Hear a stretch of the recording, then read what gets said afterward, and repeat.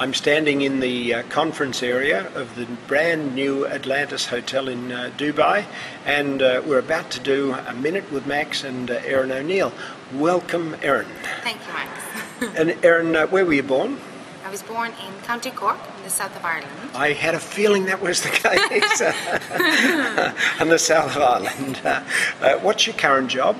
I'm working in the sales and marketing team at the Westin Dubai Mina Siyahi and the Le Méridien Dubai. And what was your first job out of school? My first job out of school, well, I grew up in a family business. So my first job in there was actually as a checkout girl in a local shop.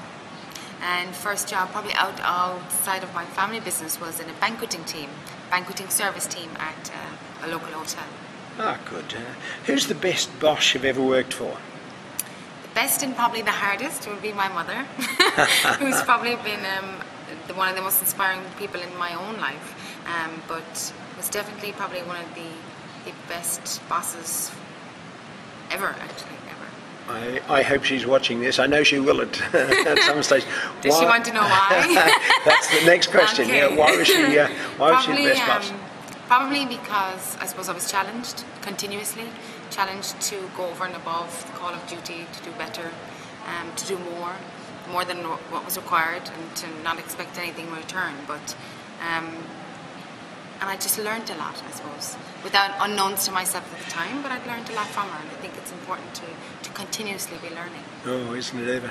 And if I asked for the best advice you've ever had, what would that be? Probably the advice I'd learned from you earlier, Max, which is about when I asked you about the 5 key things about succeeding as a hotelier.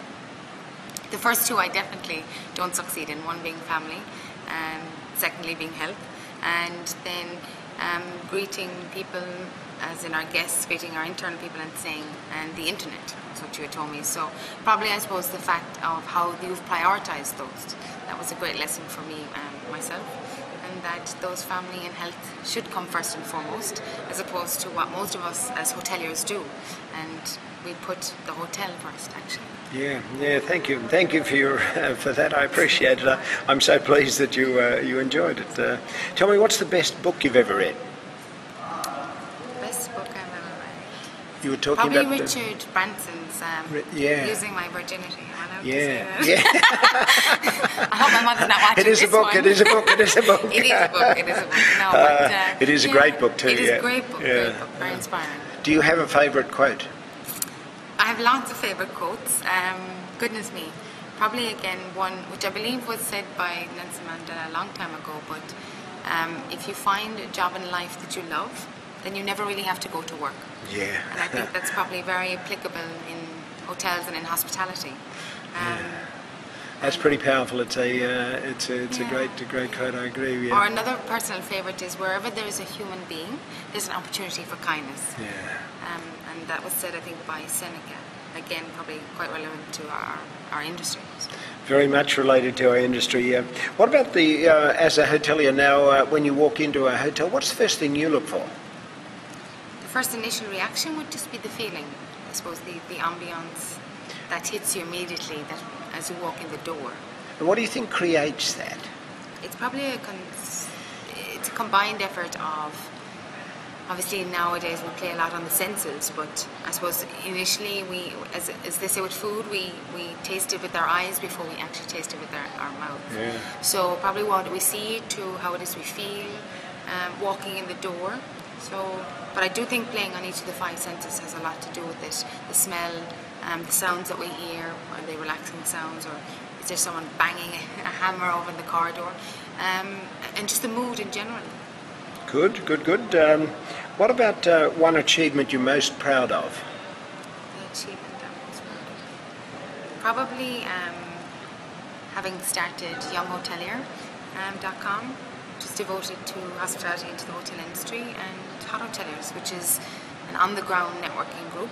So it's, I suppose, our efforts at giving something back to the industry that we find so fascinating. So. You've done some wonderful work there, you and JJ. I congratulate you. You really are a boon to the industry. Tell us the websites again. Burning ourselves out, or definitely younghotelier.com, which is devoted to more so an online world, and then the on the ground networking, which is hoteliers.com. Wonderful. Do you have a most embarrassing or memorable moment? No one likes this question. Always, always. Most memorable will probably be sitting in the presidential of the Sheraton.